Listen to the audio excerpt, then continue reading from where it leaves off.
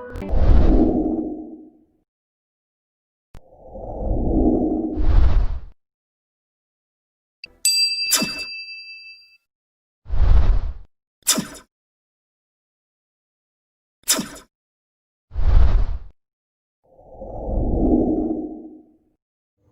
मेरे प्यारे भाइयों, आपका स्वागत है टारगेट विद केसीएच परिवार में।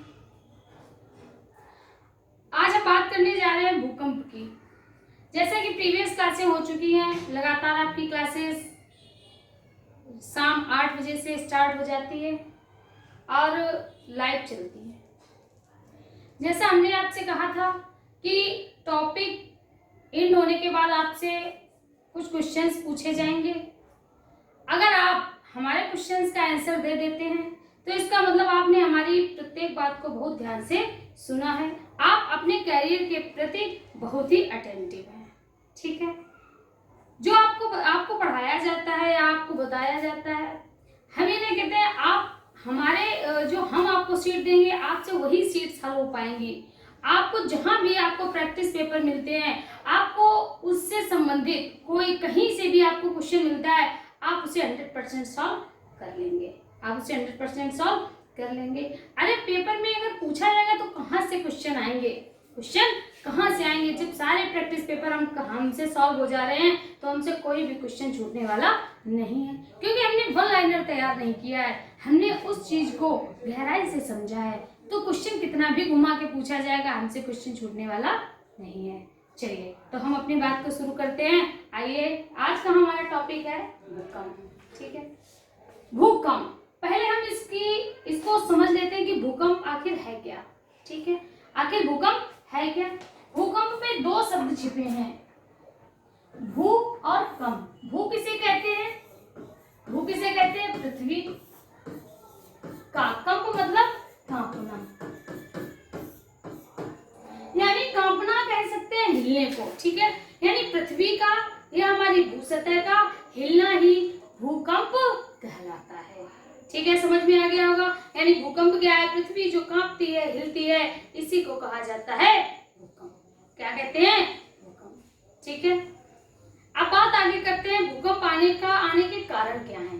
भूकंप को जो हम महसूस करते हैं, पृथ्वी कांपती है, तो उसके कारण क्या है? ठीक है, तो अगर हम बात करें कारण, भूकंप आने के कारण, तो ये कारण दो प्रकार के होते हैं। सबसे पहला है हमारा प्राकृतिक कारण, यानी अगर हम बात करें तो मुख्य रूप से प्राकृतिक कारण ही इसका उत्तरदायी है। प्राकृतिक कारण ही इसका मुख्य रूप से उत्तरदायी होता है। दूसरा है हमारा मानवीय कारण। दूसरा कारण क्या है? मानवीय कारण। दूसरा कारण क्या है? मानवीय कारण। तो हमने क्या बताया? भूकंप आने के दो कारण है। एक तो हमारा प्राकृतिक कारण और दूसरा कौन सा कारण है? दूसरा मानवीय कारण। ठीक है, प्राकृतिक कारण यानी जो कारण प्रकृति के द्वारा बनता है, प्राकृतिक कारण कहलाता है। जिसका कारण मानव बनता है, मानवीय कारण कहलाता है। क्या कहलाता है? मानवीय कारण कहलाता है। तो सबसे पहले हम प्राकृतिक कारण को देख लेते हैं। प्राकृतिक कारण क्या है? अगर प्राकृतिक कारण में सबसे पहला कारण है हमारा प्लेट विवर्तन की क्रिया। प्लेट विवर्तन की क्रिया, यानी जो हमारी प्लेटें इसके मुख्य रूप से उत्तरदायी हैं। प्लेटें मुख्य रूप से उत्तरदायी कैसे? जब हमारी प्लेटें आपस में टकराती हैं। समझ में आ रहा होगा, जब प्लेटें क्या हुई? आपस में टकराई। तो टकराने से क्या होता है? टकराने के कारण एक कंपन होता है। ठीक है, उस कंपन को ही भूकंप कहा जाता है। दूसरा अगर हम बात करें संरक्षी, हमने आपको गतियां बताई थी। एक संरक्षी गति बताई थी, अपसरणगत, अभिसरणगत और तीसरी संरक्षी गति। ठीक है, तो हम बात कर रहे हैं तीसरी गति। जो हमारी संरक्षी गति थी उसमें प्लेटें क्या होती, इस तरह से रगड़ रही थी। कभी कभी क्या होता है, रगड़ से ही वो एक दूसरे से क्या हो जाती है? एक दूसरे से मुक्त हो जाती है। मुक्त होने में एक ऊर्जा प्रवाह होता है और वो हमारी भूपटल से टकराती है, जिस कारण भी भूकंप महसूस किए जाते हैं। तो ठीक है, तो एक तो हमारी हो गई प्लेट विवर्तन की क्रिया, मुख्य रूप से इसकी उत्तरदायी है। दूसरा कारण है ज्वालामुखी क्रिया।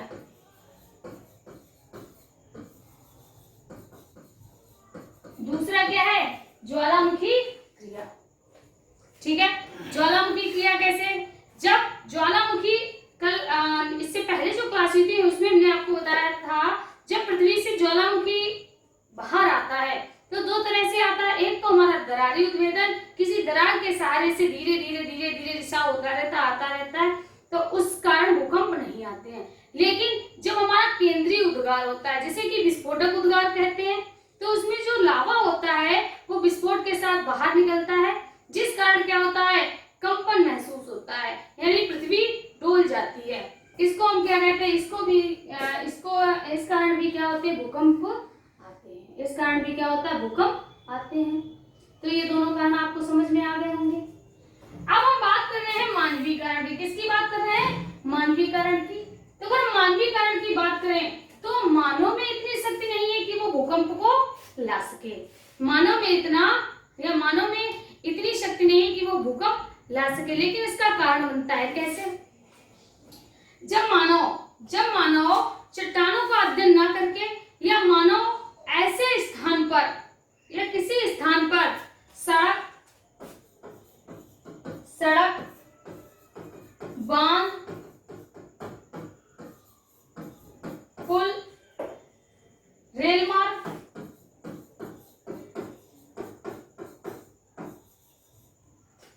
या आदि निर्माण कार्य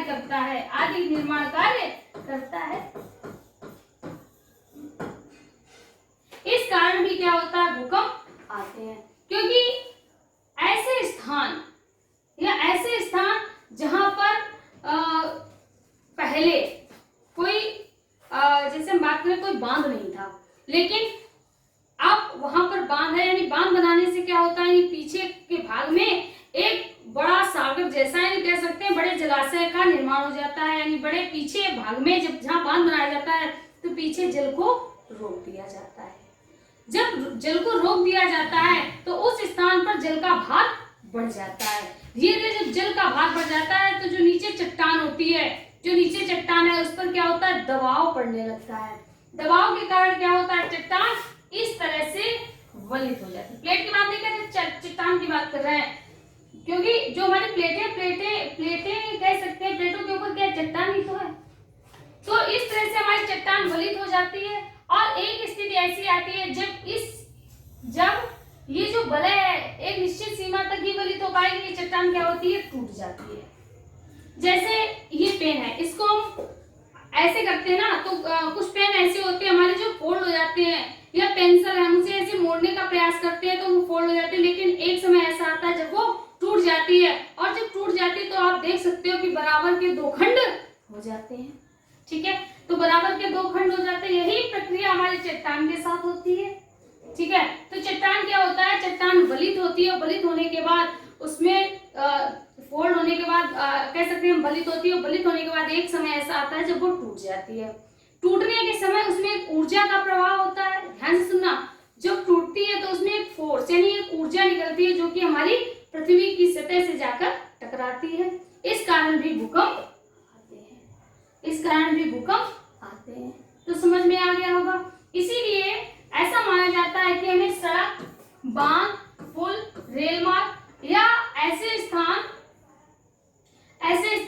जहां या किसी स्थान पर हमें अगर निर्माण कार्य कराना है तो सबसे पहले हमें उस स्थान की चट्टानों का अध्ययन करना चाहिए। उस स्थान की चट्टानों का भलीभांति अध्ययन करना चाहिए। तो इससे हमें पता चल जाता है कि इस स्थान पर हमारा निर्माण कार्य सही रहेगा या नहीं। चलिए, तो हम बात करते हैं। आपने देखा भूकंप आने के कारण क्या है और भूकंप क्या है, समझ में आ गया होगा।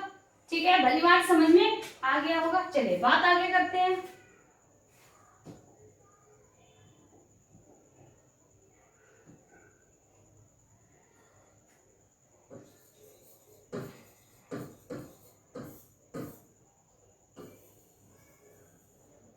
ठीक है, हमने आपको प्रारंभ से बता रहे हैं पृथ्वी में कितनी परतें हैं? 3 परतें पाई जाती हैं।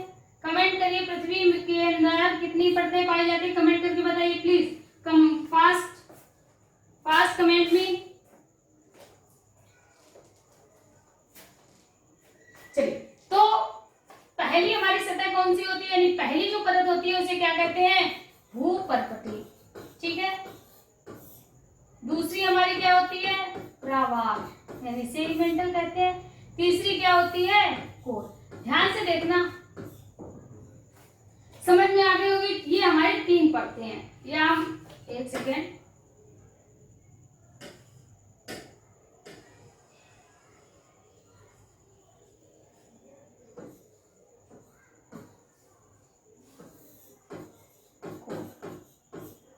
ठीक है, समझ में आ रहा होगा।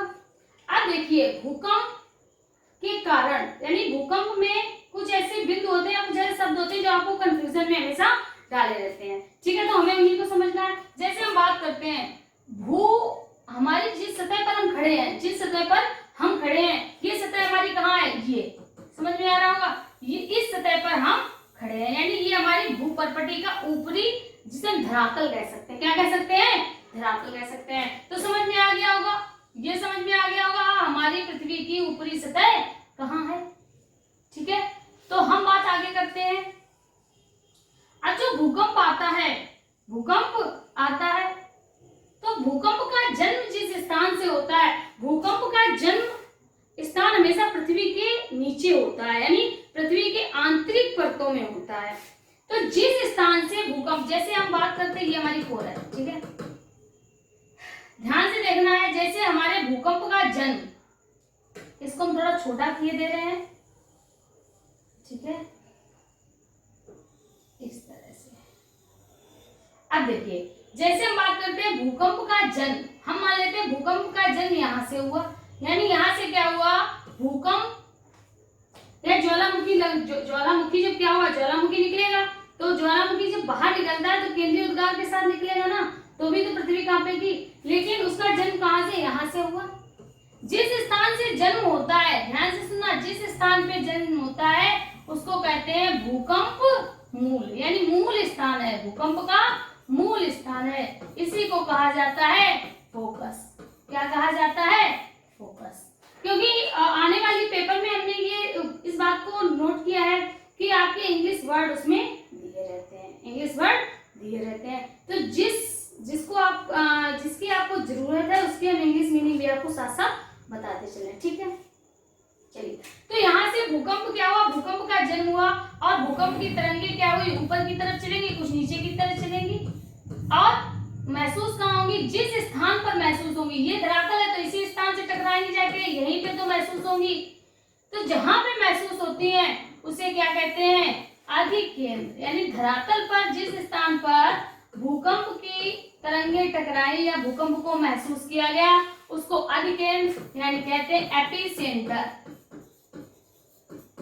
क्या कहते हैं, एपिसेंटर।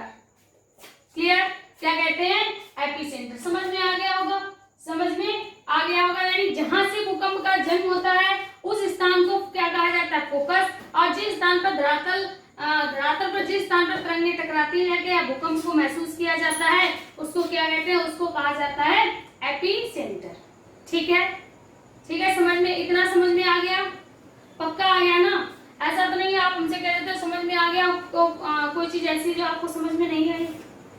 चलिए, तो इतनी बात आपको समझ में आ गई। अब हम बात करते हैं आगे, यानी जब भूकंप आता है तो भूकंप में 3 तरह की तरंगे उठती हैं। यानी भूकंप की तरंगे, भूकंप को महसूस किस लिए जो किया जाता है वो होती है भूकंप की तरंगे।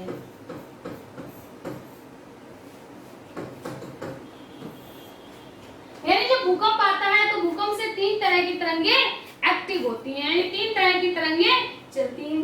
ये 3 तरह की तरंगे कौन कौन से हैं, एक तो हमारी पी है, दूसरी एस है और तीसरी एल है।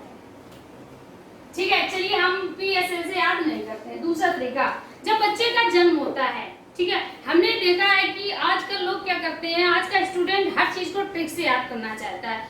आप हमें एक छोटी सी बात बता दीजिए, आप कितनी चीजों को ट्रिक से याद कर सकते हैं, कितनी चीजों को आप सॉर्ट कर सकते हैं।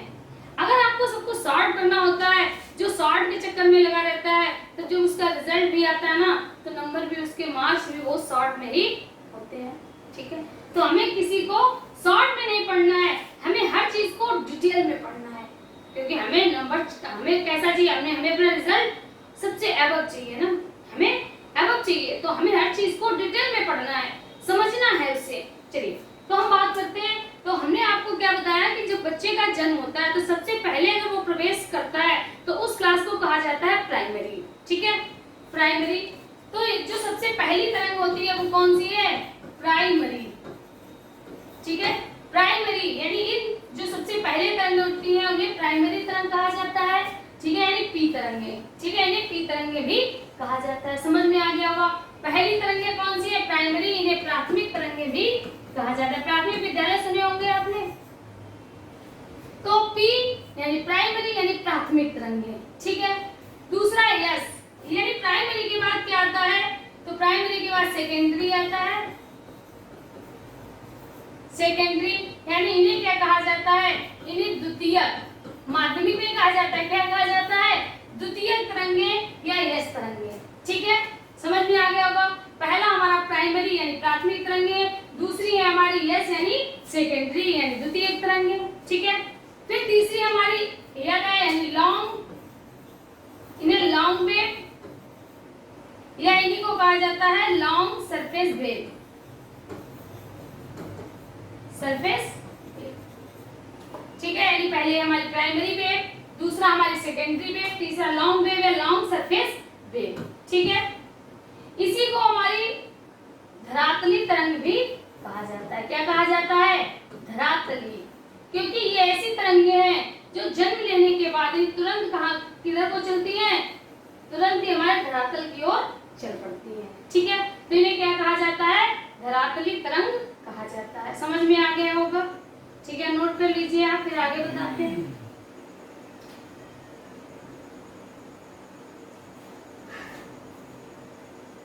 देखिए, जब आप पढ़ रहे होते हैं उस समय आप एक काम किया करिए। आप कॉपी पेन अपने साथ लेके बैठते हैं, वेल एंड गुड, लेकिन इसके साथ ही साथ आप एक काम, क्योंकि आप नोट करोगे समय अधिक लगेगा, आप तुरंत उसे स्क्रीनशॉट कर लिया करें। जैसे ही वीडियो एंड होता है वैसे आप क्या करें तो आपका डाटा भी इससे वेस्ट नहीं होगा। आप तुरंत ही जितने आपने स्क्रीनशॉट लिए उनको निकालिए और तुरंत ही उसे नोट कर लीजिए। तो अब क्या होगा, एक क्लास खत्म होने के बाद उसे आप तुरंत जब दोबारा देखेंगे तो आपको रिवाइज हो जाएगा। ठीक है, जैसे पढ़ने के बाद आप उसे भूल भी सकते हैं, लेकिन जब आप दोबारा उसे रिवाइज कर लेते हैं तो बहुत सी चीजें ऐसी होती है जो हमसे पहले छूट जाती है, लेकिन बाद में तुरंत ही समझ में आ जाती है। चलिए तो आगे बढ़ते हैं। ठीक है, तो हम किसके बारे में पढ़ रहे थे? तरंगों के बारे में। ठीक है, तरंगों को ही कहा जाता है वेव। क्या कहा जाता है? वेव। तो अभी हमने आपको बताया तरंगे कितनी प्रकार की होती हैं? 3 प्रकार की। तरंगे कितनी प्रकार की थी? 3 प्रकार की। सबसे पहली तरंग कौन सी थी? सबसे पहली तरंग हमारी कौन सी थी? प्राइमरी। प्राइमरी में इन्हें क्या कहा जाता था? प्राथमिक तरंग। क्या कहा जाता है? प्राथमिक तरंग। ठीक है, इन्हें पी वेव भी कहा जाता है, प्राथमिक तरंग भी कहा जाता है। दूसरी हमारी तरंगें कौन थी?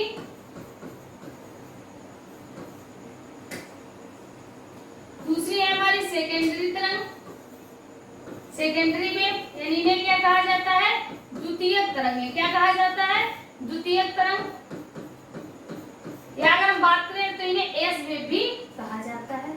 ठीक है, तीसरी तरंगे हमारी कौन सी है? एल यानी कहा जाता है लॉन्ग वेव, क्योंकि ये बहुत धीमी गति से चलती है, बहुत देर में पहुंच पाती हैं, इसीलिए इन्हें लॉन्ग वेव या लॉन्ग पीरियड वेव।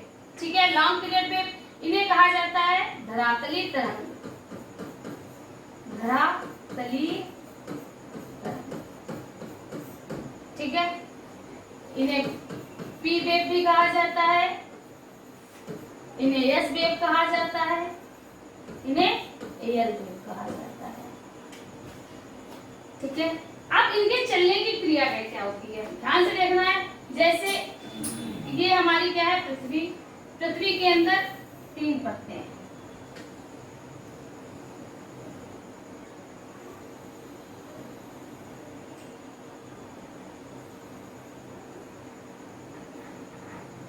ठीक है,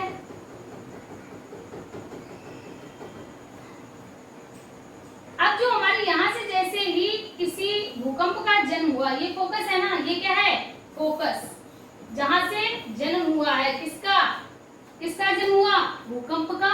जिस स्थान से जन्म हुआ वही तो मूल है, वही तो मूल है। चलिए हम आपसे इतनी बात नहीं करते, आप हमें बताइए, आपसे कहा जाता है मूल निवास।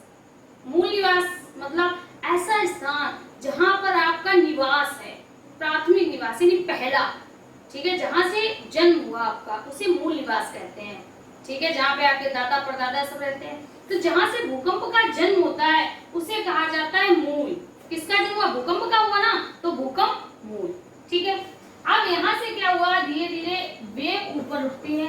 जो वेव ऊपर जाती है, ध्यान से सुनना है, तो कौन सी वेव ऊपर जाती है, कौन सी वेव जाती है, हमारी यल वेव। ठीक है, और यही वेव ऐसी है जो ऊपर जाकर सबसे ज्यादा विनाश करती हैं, इसीलिए इन्हें क्या कहा जाता है, विनाशकारी, सबसे विनाशकारी या प्रलयकारी। ठीक है, समझ में आ गया होगा। अब जरा आप हमें ये बताइए, हमने आपको ये बताया था कि जो मैग्मा मंडल है हमारा, या हम ये कह सकते हैं जैसे यहाँ से भूकंप का जन्म हुआ, ध्यान से देखना, यहाँ से हमारा भूकंप का जन्म हुआ, तो जो हमारा मेंटल था, नीचे का मेंटल, उसी में तो हमारा मैग्मा भरा हुआ था, नीचे के मेंटल में मैग्मा भरा हुआ था। तो जब तरंगे चलती हैं, ध्यान से देखना है, जब यह तरंगे तो हमारी क्या चलती चलेंगी ऊपर, ठीक है, इस तरह से चलती हुई चलेंगी। अब इसके बाद फिर दूसरा फिगर हम आपको बना के बता देते हैं।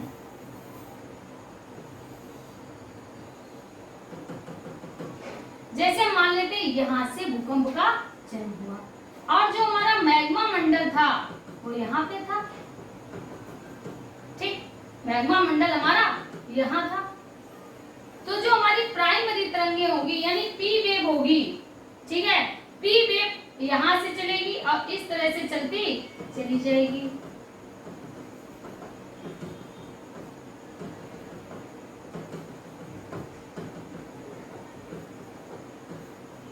समझ में आ गया, यानी जो हमारी प्राइमरी यानी प्राथमिक तरंग होती है वो ठोस में भी चल सकती है, द्रव में भी चल सकती है और गैस में भी चल सकती है।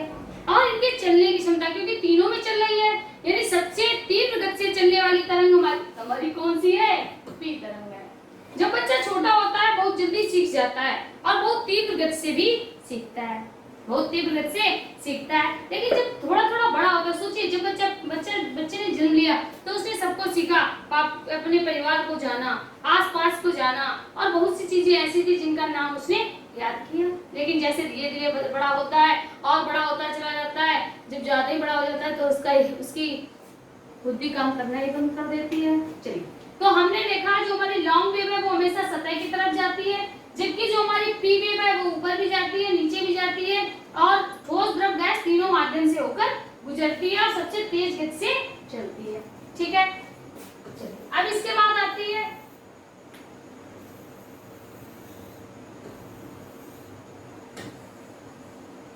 अगर आपको समझ में नहीं आए तो आप प्लीज कमेंट करके पूछ सकते हैं। चलिए अब हम बात करते हैं अपनी तीसरी वेव की यानी सेकेंडरी वेव की।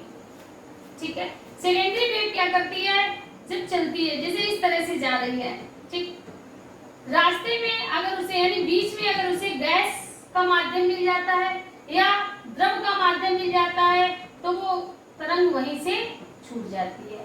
जैसे ये कोई तरंग थी, ठीक है, जैसे ये पूरा है, यहाँ से तरंग आ रही थी और ये पूरी होती हुई चली आई, क्योंकि इसे ना तो द्रव मिला और इसे क्या हुआ, इसे द्रव नहीं मिला ना गैस मिली, तो ये माध्यम से अपनी चलती हुई चली आई। लेकिन जब जो तरंग यहाँ से यहाँ आ रही थी उसे रास्ते में क्या मिल गई, तरल अवस्था मिल गई, यानी इसे तरल अवस्था को पार नहीं कर पाया। सेकेंडरी वेव होती है वो क्या होती है, सिर्फ और सिर्फ ठोस में चलती है, जबकि जो हमारी प्राइमरी है वो ठोस में भी चलती है, द्रव में भी चलती है और गैस में भी चल सकती है। समझ में आ गया होगा। जो एयर वेव है वो हमेशा सतह पर चलती है, ऊपर की तरफ गति करती है। समझ में आ गया होगा तीनों फिगर आपको समझ में आ गए होंगे। अगर नहीं समझ में आ रहा है तो कमेंट करिए प्लीज।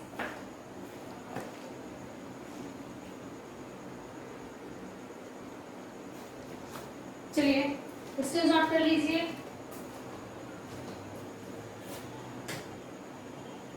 चलिए आगे बढ़ते हैं, ठीक है। चलिए आगे नहीं बढ़ते, यहीं से हम आपको बहुत सी चीजें क्लियर करवा देते हैं, फिगर आपका निकाल देंगे।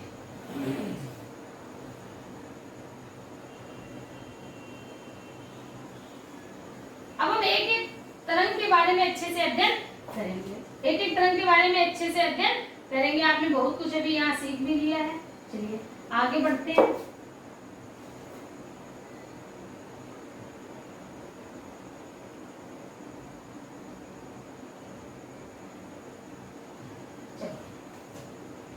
तो सबसे पहले हम बात करेंगे पी तरंग की। सबसे पहले बात करेंगे पी तरंग की। तो सबसे पहले हमने देखा कि पी तरंग हमारी कैसी थी, ठोस, द्रव और गैस, तीनों में चल सकती है, तीनों में चलती है, ठीक है। यानी जो हमारी पी वेव है वो ठोस में भी चलती है, द्रव में भी चलती है और गैस, तीनों में चल सकती है, ठीक है। दूसरा पॉइंट, सबसे तीव्र गति से चलने वाली, यानी ये जो वेव है वो कैसी है, सबसे तीव्र गति से चलती है। कैसे चलती है, सबसे तेज गति से चलती है, ठीक है। तीसरा, अनुदैर्ध्य तरंग। इसे किस तरह की तरंग माना जाता है, इसे अनुदैर्ध्य तरंग माना जाता है। ये किस तरह से चलती है, ध्वनि तरंग की भांति कार्य करती है।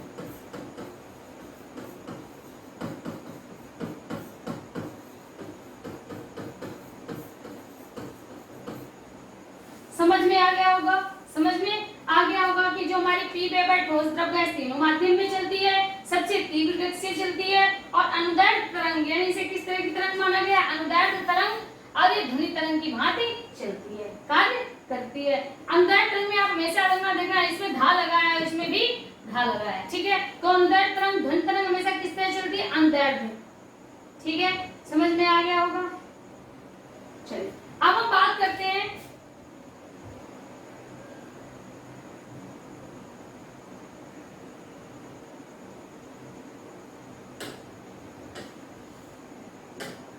दूसरी हमारी कौन सी तरंग है, यस तरंग, ठीक है। दूसरी तरंग हमारी कौन सी है, यस तरंग,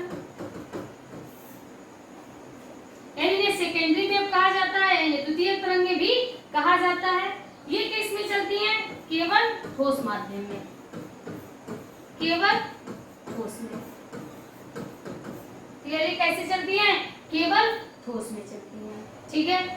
ये जो तरंगे होती हैं वो किस तरह से कार्य करती हैं, अनुप्रस्थ तरंगों, अनुप्रस्थ तरंगों की भांति कार्य करती है। इसमें क्या लिखा, अनुप्रस्थ, ठीक है, पा लगाए ना, और हमेशा ये किस तरह की से कार्य करती हैं, प्रकाश तरंगों की भांति कार्य करती हैं, प्रकाश तरंगों की भांति कार्य करती हैं। क्लियर, समझ में आ गया होगा। अब हमारी तीसरी तरंग कौन सी थी, जल्दी से बताइए, तीसरी तरंग कौन सी थी, यल तरंग। इन्हें क्या कहा जाता है, इन्हें धरातली तरंग भी कहा जाता है। कारण क्या है, ये सिर्फ और सिर्फ जैसे ही भूकंप का जन्म होता है ये कहाँ चलती है, धरातल की ओर चलती है, और सबसे ज्यादा तबाही ये तरंगों के द्वारा ही आती है, क्योंकि यही एक तरंग ऐसी है जो हमारी कहाँ चली थी, धरातल की तरफ चली थी। और जब धरातल की तरफ चलेगी तो धरातल पर जो भी तबाही आएगी, धरातल पे ही तबाही आएगी, ठीक है। उसकी जिम्मेदार सिर्फ और सिर्फ यल तरंगे, तो इसीलिए विनाशकारी तरंगे भी कहा जाता है। तो यल तरंगों को क्या कहा जाता है, धरातलीय तरंगे व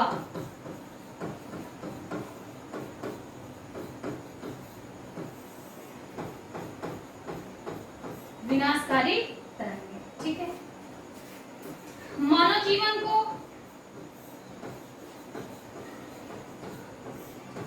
जीवन को सबसे ज्यादा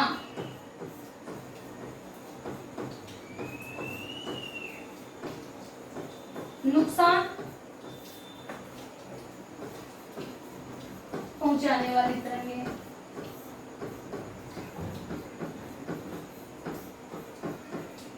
सबसे ज्यादा जो नुकसान पहुंचाती है वो कौन सी है हमारी? यल तरंगे। तो आपको समझ में आ गया होगा तरंगे कितनी प्रकार की होती है? पीएसएल, ठीक है, P primary wave, S secondary wave, L हमारी लॉन्ग पीरियड वेव। समझ में आ गया होगा, ठीक है। और इसमें यल तरंगे कैसी है? सबसे धीमी गति से चलने वाली, सबसे धीमी गति से चलती है।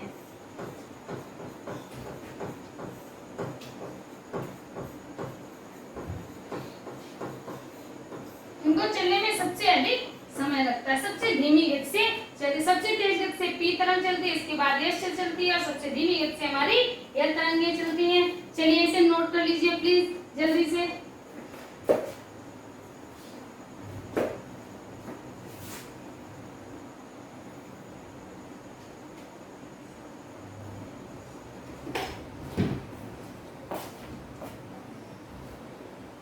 हर बात को आपको ध्यान से सुनना है क्योंकि इसके बाद आपको हमारे 5 क्वेश्चन का आंसर भी देना है। चलिए नोट कर लिया होगा, आगे बढ़ते हैं।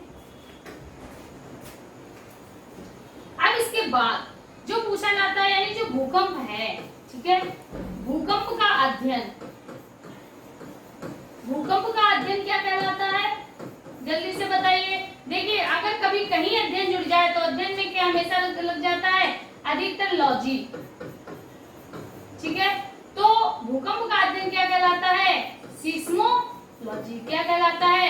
भूकंप का अध्ययन कहलाता है सीस्मोलॉजी, ठीक है।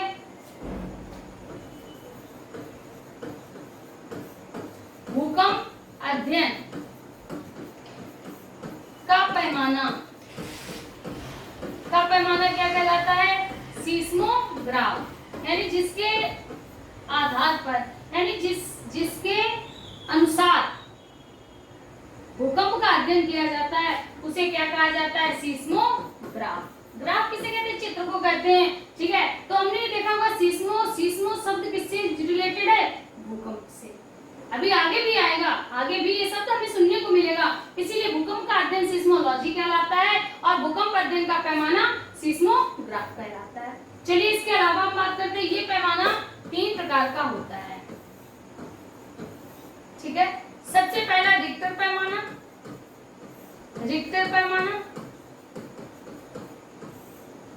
ठीक है। जो रिक्टर पैमाना कार्य करता है गणितीय विधि पर। किस पर? गणितीय विधि पर, क्योंकि इसमें एक स्केल होती है। पैमाना मतलब स्केल। इसमें एक स्केल होती है और उसमें 0 से लेकर 10 अंक बने होते हैं। 0 से लेकर 10 अंक तक बने होते हैं। यानी ये पूर्ण रूप से गणितीय विधि पर कार्य करता है। किस विधि पर कार्य करता है? गणितीय विधि पर कार्य करता है। दूसरा हमारा मर्केली स्केल, ठीक है। दूसरा है हमारा मर्केली स्केल, ठीक है। ये पूर्णतया कैसा है? अनुभव पर आधारित, अनुभव पर आधारित, ठीक है। तीसरा है हमारा राशि या फेरल पैमाना, फेरल पैमाना। ये कैसा है? इसे कह सकते हैं तार्किक तर्क पर आधारित है, ठीक है। तो मुख्य 3 पैमाने हैं, रिएक्टर पैमाना, मर्केली पैमाना और राशि या फेरल पैमाना, ठीक है। समझ में आ गया? तो ये 3 क्या है? 3 पैमानों के आधार पर अध्ययन किया जाता है। किसका अध्ययन किया जाता है? भूकंप का। तो भूकंप का अध्ययन सिस्मोग्राफ और सिस्मोलॉजी कहलाता है। जिसके अध्ययन जिसके आधार पर या जिसके अंतर्गत अध्ययन किया जाता है वो सिस्मोग्राफ कहलाता है। पैमाने 3 प्रकार के होते हैं, रिएक्टर पैमाना, मर्केली पैमाना, राशि या फेरल। ठीक है, चलिए अब हम बात करते हैं आगे।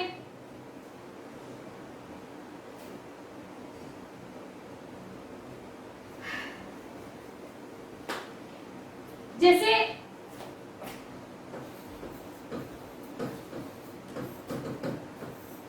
हम कभी ध्यान से सुना, हमने कभी ये सुना कि इस क्षेत्र में जो भूकंप आया, इस क्षेत्र में भूकंप आया, इधर भूकंप आया, इस क्षेत्र में भूकंप आया, इस क्षेत्र में भूकंप आया, और इन सभी जगह जो भूकंप आया था उसकी स्पीड क्या थी? 4 थी। कितनी थी? 4 थी। तो इनको मिलाने वाली रेखा क्या कहलाती है? समझ में आया होगा। यानी अगर हम बात करें तो उस स्थान यानी जहां पर समान भूकंप आया, ठीक है, यानी कह सकते हैं समान भूकंप। अब सभी चीजें किस स्पीड से आया था? 4 की स्पीड से आया था। तो समान भूकंप तीव्रता, ठीक है, समान भूकंप तीव्रता को मिलाने वाली रेखा, मिलाने वाली रेखा। अब कैसे? इतने स्थानों पर एक साथ भूकंप आया और सभी की जो इन स्थानों पर भूकंप आया था और आने की स्पीड क्या थी? 4 थी। तो इनको मिलाने वाली जो रेखा है इस तरह से देखिए, जैसे मान लेते हैं यहाँ पे भी आया होगा, ठीक है, तो इनको मिलाने वाली रेखा क्या कहलाती है? आइसोसीस्मल। ये आपको याद करना पड़ेगा, आइसोसीस्मल, ठीक है। यानी समान भूकंप तीव्रता को मिलाने वाली रेखा क्या कहलाती है? आइसोसीस्मल। क्या कहलाती है? आइसोसीस्मल, ठीक है। अब दूसरा क्या है?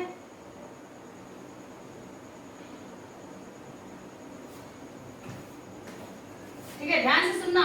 जैसे इस स्थान पर भी भूकंप आया, ठीक है, इस स्थान पर भी भूकंप आया, इस स्थान पर भी भूकंप आया था, इस स्थान पर भी आया, इस स्थान पर आया, इस स्थान पर आया, ठीक है।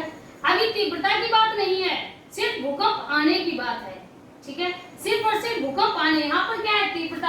अगर भूकंप की तीव्रता समान है तो उसको मिलाने वाली रेखा आइसोसीस्मल कहलाती है। लेकिन यहाँ पर हमारा क्वेश्चन क्या हुआ? यहाँ पर हमारा क्वेश्चन बदल गया। क्या हो गया?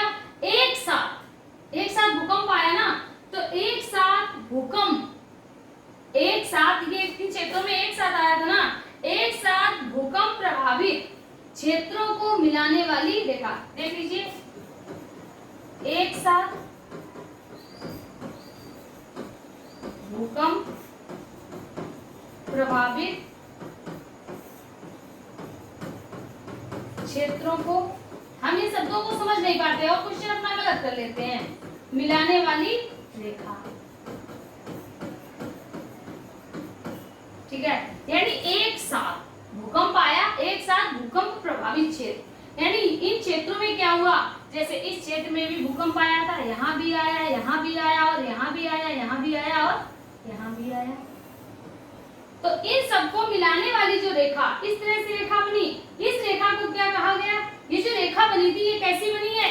एक साथ भूकंप प्रभावित क्षेत्र है ये। इनको मिलाने वाली रेखा क्या कहलाती है? होमोसीस्मल।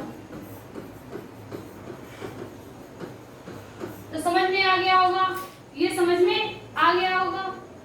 यानी समान भूकंप तीव्रता हो तो क्या कहा जाता है? तो कहा जाता है आइसोसीस्मल, और जो प्रभावित क्षेत्रों को मिलाने वाली रेखा है वो क्या कहा जाता है? होमोसीस्मल। ठीक है, समझ में आ गया होगा इतना? चलिए नोट कर लीजिए। अब हम बात करते हैं भूकंप विश्व वितरण। अगर नहीं नोट कर पाया तो आप नोट कर लीजिए जल्दी से, इसमें शॉर्ट कर लीजिए इसको फास्ट।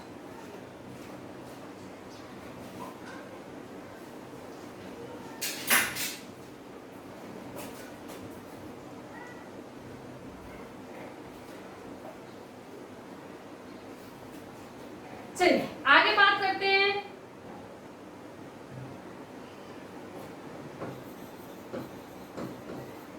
भूकंप की पेटियां। इससे पहले जो वीडियो था उसमें हमने आपको ज्वालामुखी की पेटियां बताई थी। आज हम बात करते हैं भूकंप की पेटियां। ठीक है, ध्यान से सुनना। भूकंप की पेटियां कितनी है? 4। ठीक है, कितनी पेटियां हैं? 4। हमेशा ये याद रखना, 3 पेटी तो वही है जो हमारी ज्वालामुखी की पेटियां थी, और 5वीं में आ जाती है अन्य, सॉरी चौथे में अन्य आ जाती है। पहली अगर हम बात करें प्रशांत परिपेटी, प्रशांत परिपेटी या प्रशांत मेखला। दूसरी है हमारी मध्य महाद्वीपी, मध्य महाद्वीपी पेटी। तीसरी है हमारी मध्य अटलांटिक,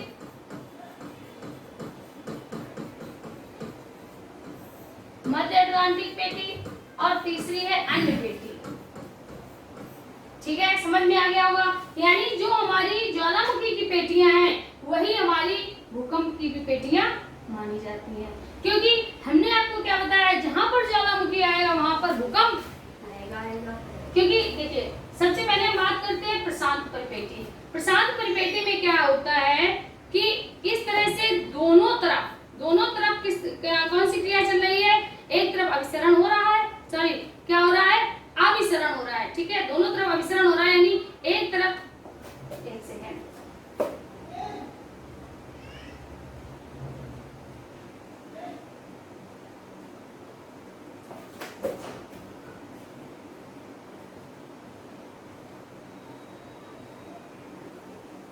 ये देखिए हमने आपको क्या बताया था। देखिए यहाँ पर क्या होता है, ये प्लेट, ये हमारी कौन सी है? ये अमेरिकन प्लेट है। कौन सी प्लेट है? American plate. ठीक है, अमेरिकन प्लेट। ये हमारी कौन सी? प्रशांत प्लेट। ध्यान से देखना है, फिर से याद बताया जा रहा है, ये कौन सी है? ये है हमारी यूरेशियन प्लेट, यूरेशियन प्लेट। प्रशांत प्लेट ये देखिए इस तरह से कार्य करती है, यानी दोनों के बीच क्या होता है? टकराव होता है। जब टकराव होगा तो भूकंप आएगा, जब टकराव होगा तो भूकंप आएगा। अब आपको इसमें कोई दिक्कत नहीं होगी, क्योंकि लगातार वीडियो में हम ये सब आपको बता चुके हैं। तो यहाँ पर क्या होगा? यहाँ पर भूकंप आते रहते हैं। ये देखिए, ये क्षेत्र आपको दिख रहे होंगे, ये सब क्या है? भूकंप से प्रभावित। तो पहली पेटी के अंतर्गत ध्यान से देखना है, प्रशांत पेटी हमारी कौन सी है? ये देखिए, ये आपको दिख रहा होगा, ये लाइन, ये वाली लाइन, ठीक है, जिसके सारे हम अपना मार्कर चला रहे हैं, पेन चला रहे हैं। ये वाली जो है, ये पेटी हमारी कौन सी है? यही पेटी है परिप्रशांत पेटी। ठीक है, यानी प्रशांत महासागर के चारों ओर की पेटी परिप्रशांत पेटी कहलाती है। ठीक है, अब इसके बाद हमारी कौन सी पेटी थी? कारण क्या है? यूरेशियन प्लेट प्रशांत प्लेट से इधर टकरा रही है, इधर अमेरिकन प्लेट टकरा रही है, दोनों में अभिसरण क्रिया, जब अभिसरण क्रिया होगी तो टकराव होता है, टकराव जब होता है तो क्या होता है? भूकंप आते हैं। ठीक है, दूसरी हमने आपको बताया मध्य महाद्वीपीय पेटी। मध्य महाद्वीपीय पेटी ऑस्ट्रेलिया, ये ऑस्ट्रेलिया के पूर्वी, बात कर सकते हैं उत्तरी भाग से या पूर्वी भाग से, ये देखिए ये जाती हुई और हमारी, ठीक है समझ में आ रहा होगा, ये जाती हुई और यहाँ से भारत के ऊपर से निकलती हुई हमारे हिंदुकुश पर्वत के ऊपर से, कैस्पियन सागर से होते हुए, भूमध्य सागर से होते हुए अटलांटिक में मिल जाती है। अटलांटिक महापेटी से मिल जाती है। ठीक है, और आपको ये देखिए यहाँ से इंडिया का मैप है, यहाँ से ये देखिए ये आता हुआ, ये आती है और यहाँ पर क्या होता है? अटलांटिक पेटी से मिल जाती है। अटलांटिक पेटी आप देख रहे होंगे, ये देखिए ये हमारी कौन सी है? अटलांटिक पेटी। ठीक है, 3 पेटी आपको समझ में आ गई होगी। अब हमने बात की है चौथी पेटी में। चौथी पेटी में क्या होता है? चौथी पेटी में ये हमारे आ जाता है, यानी जो एक सेकेंड, हाँ, चौथी पेटी में हमारा आ जाता है भ्रंश घाटी। हमने आपको बताया भ्रंश, कौन सा भ्रंश? जो हमारी अफ्रीका के पूर्वी भाग में है वो भ्रंश। ठीक है, यानी हमारी अफ्रीका का भ्रंश। दूसरा यहाँ पर अमेरिकन प्लेट लगातार यहाँ पर जो सेंट एंड्रियास भ्रंश है, सेंट एंड्रियास भ्रंश, ये किसके? क्योंकि इसके प्लेट संरक्षित किनारों के सारे चलते हैं ना, तो प्लेट में लगातार रगड़ होती है, रगड़ से भी क्या होता है? भूकंप आते हैं, रगड़ से भी क्या होता है? भूकंप आते हैं। तो ये थे हमारी चारों पेटियां, समझ में आ गई होंगी आपको अच्छे से, इन्हीं के सारे भूकंप आते हैं। चलिए बात करते हैं आगे।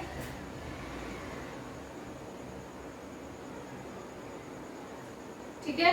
तो सबसे पहले अगर हम बात करें, सबसे पहले क्या था, प्रशांत पलपेटी यानी प्रशांत महासागर के चारों ओर, प्रशांत महासागर के चारों ओर। मध्य महाद्वीपीय पेटी, ठीक है, ऑस्ट्रेलिया के ऊपरी भाग से होते हुए, ये हमारे हिमालय पर्वत से होते हुए कैस्पियन सागर, काकेशस, हिंदुकुश पर्वत, इसके बाद भूमध्य सागर से होते हुए अटलांटिक में मिल जाती है। मध्य अटलांटिक पेटी वही है जो हमारा कटक है, जो हमारा कटक के सहारे की पेटी मध्य अटलांटिक पेटी कहलाती है। तीसरा है अन्य पेटी। अन्य पेटी में क्या है, अन्य पेटी में भ्रंश है। भ्रंश, ये भ्रंश कौन कौन से है, यानी अगर हम बात करें सैन एंड्रियास भ्रंश, सैन एंड्रियास भ्रंश, ठीक है। सैन एंड्रियास भ्रंश के अलावा और दूसरा हमारा है भ्रंश घाटी यानी पूर्वी अफ्रीका, पूर्वी अफ्रीका, ठीक है, ये भ्रंश आ जाते हैं। तो समझ में आ गया होगा, समझ में आ गया होगा। अब हम लास्ट के आपसे 5 क्वेश्चन जो डेली पूछते हैं, उसमें आपसे हम 5 क्वेश्चन पूछते हैं। चलिए नोट करिए, आप नोट कर लीजिए। पहला क्वेश्चन,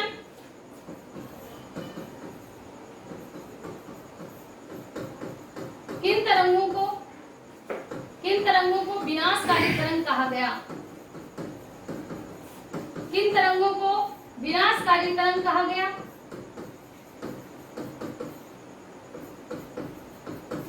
पहला क्वेश्चन। दूसरा तरंग, दूसरा, कौन सी तरंग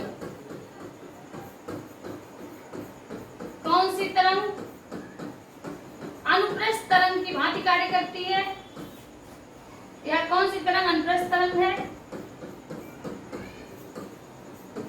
कौन सी तरंग अनुप्रस्थ तरंग है? तीसरा क्वेश्चन, किन तरंग, पहला क्वेश्चन है किन तरंगों को विनाशकारी तरंग कहा जाता है, कौन सी तरंग अनुप्रस्थ तरंग है? तीसरा क्वेश्चन है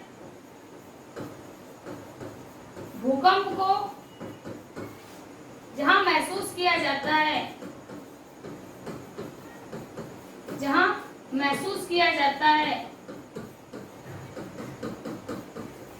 उस स्थान को क्या कहा जाता है? उस स्थान को क्या कहते हैं? उस स्थान को क्या कहते हैं? नेक्स्ट क्वेश्चन,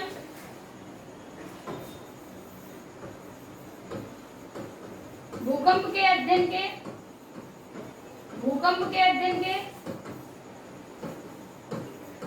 कितने पैमाने हैं? कितने पैमाने हैं? कौन कौन से पैमाने, इसे सही कर लीजिए।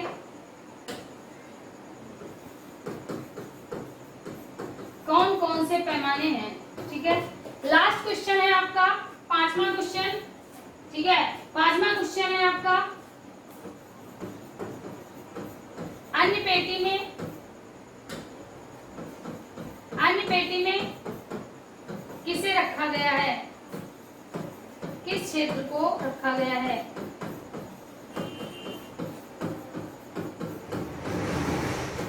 किस क्षेत्र को रखा गया है, ठीक है। तो ये आपको 5 क्वेश्चन करने हैं और 5 के आपको आंसर देने हैं। और वीडियो देखने के लास्ट में आप अवश्य ये बता दीजिए, कमेंट के माध्यम से ये हमको बता दीजिएगा कि आपको वीडियो कैसा लगा, समझ में आया या नहीं। इससे हमें मोटिवेशन मिलता रहता है। दूसरा, आपसे बार बार एक बात कहते हैं कि आप अधिक से अधिक सब्सक्राइब कराओ, इसका फायदा आपको मिलेगा। और साथ ही साथ वीडियो को अधिक से अधिक सब्सक्राइब करिए, लाइक करिए। चलिए हम बात आगे करते हैं। इसके बाद हमारी क्वेश्चन श्रृंखला होगी, यानी अगर हम बात करें तो एक्सरसाइज कराई जाएगी और एक्सरसाइज में पता चलेगा कि आपको कितना क्या समझ में आया, ठीक है। तो प्रत्येक दिन रात 8 बजे या कह सकते हैं शाम 8 बजे लाइव आना मत भूलिएगा। जय हिंद।